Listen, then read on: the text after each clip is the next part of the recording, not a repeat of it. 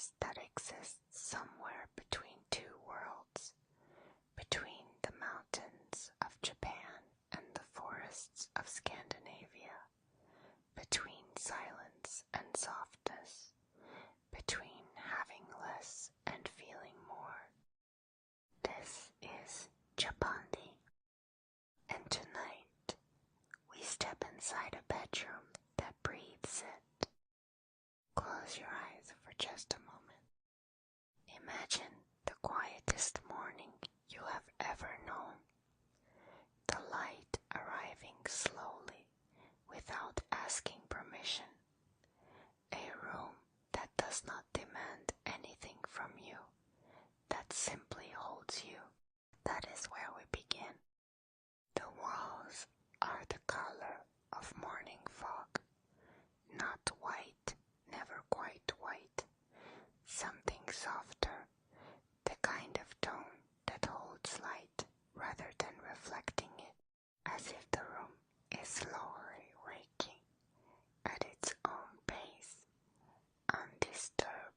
The plaster is smooth, but not cold. If you pressed your palm flat against it, it would feel almost warm.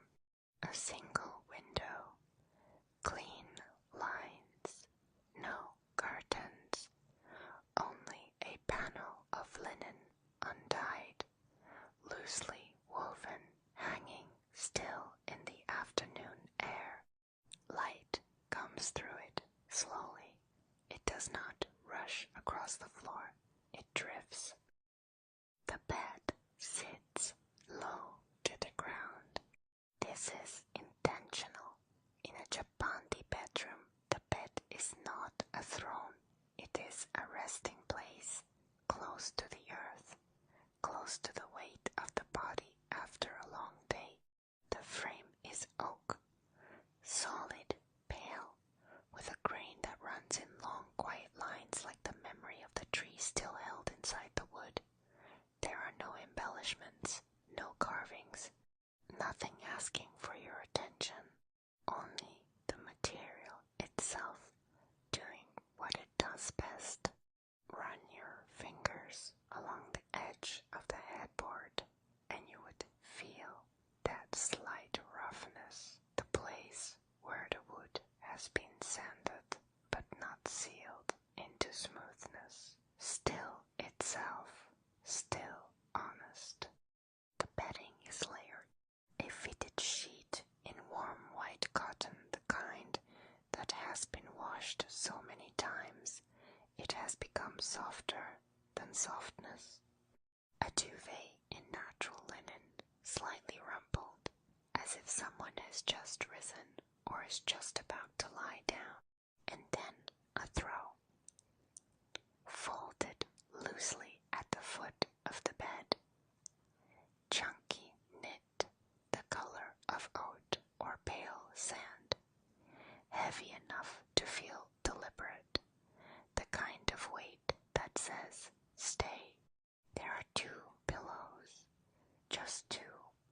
They are large and full and encased in the same undyed linen as everything else, pressed gently together, patient.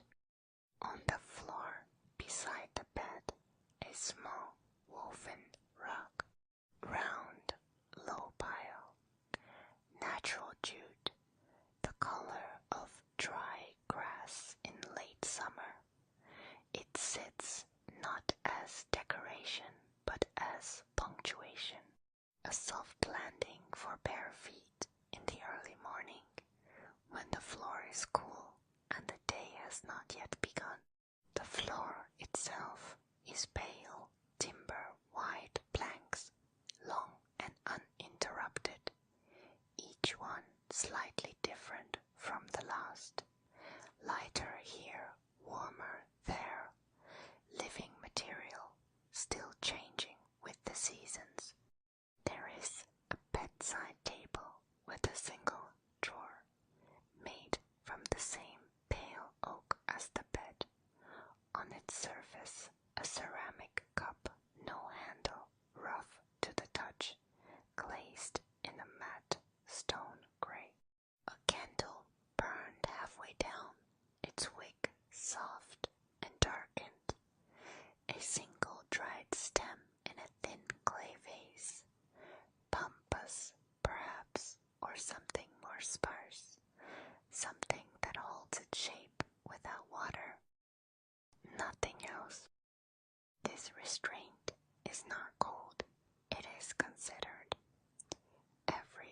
object here has been chosen not for what it says, but for how it feels to live beside.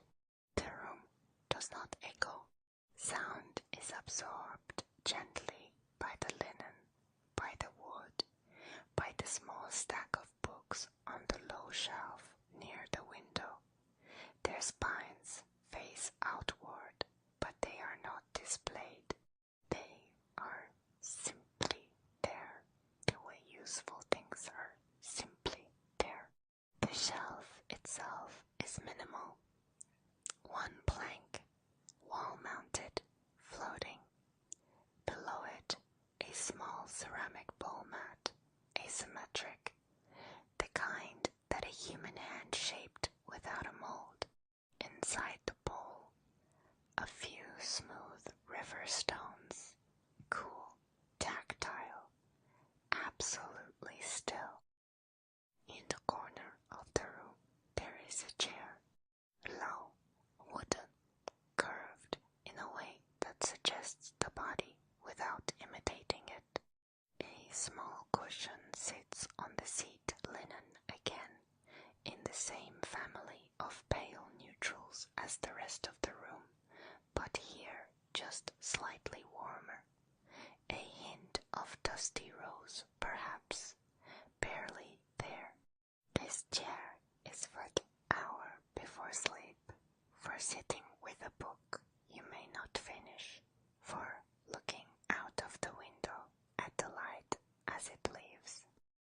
Nothing in this room asks you to be productive. There are almost no colors, and yet the room is not colorless.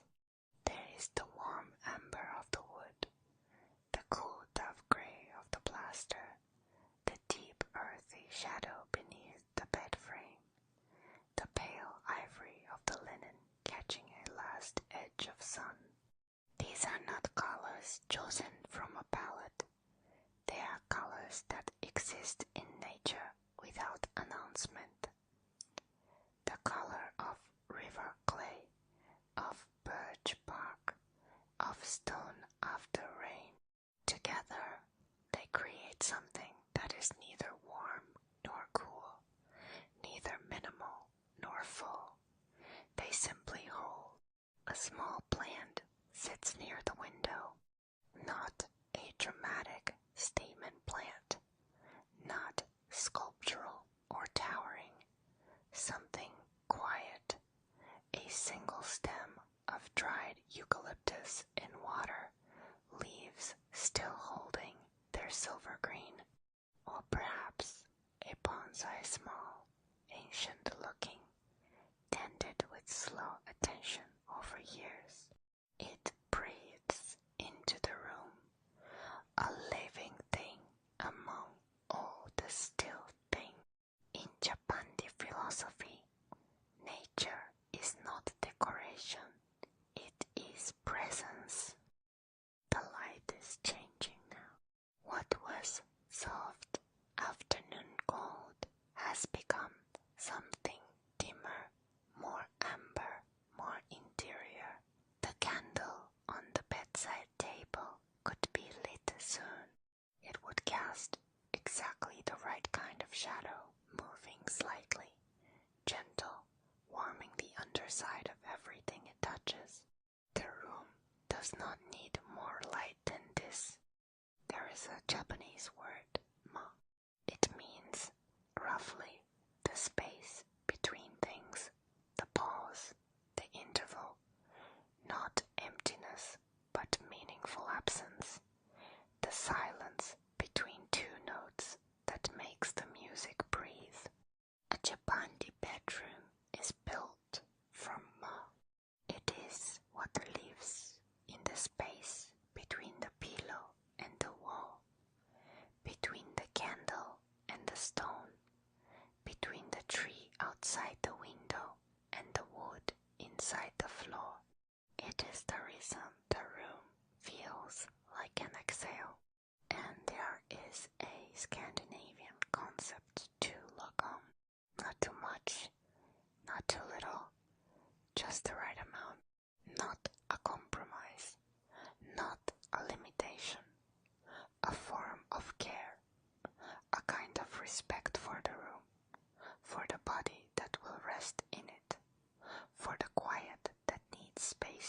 exist.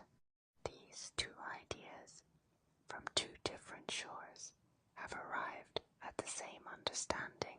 Less is not emptiness. Less is a gift. It is almost dark now. The linen panel at the window holds only the faintest blue light. The room has gathered itself inward, become smaller, warmer, more itself.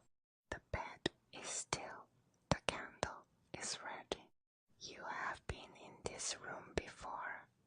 Not this room exactly, but a room like it.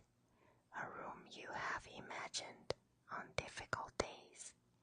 A room you return to without knowing why in the slow edge of sleep. This is what good design does at its very best. It does not perform. It does not impress. It simply receives you.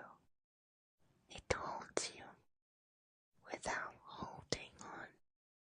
And that, perhaps, is the most generous thing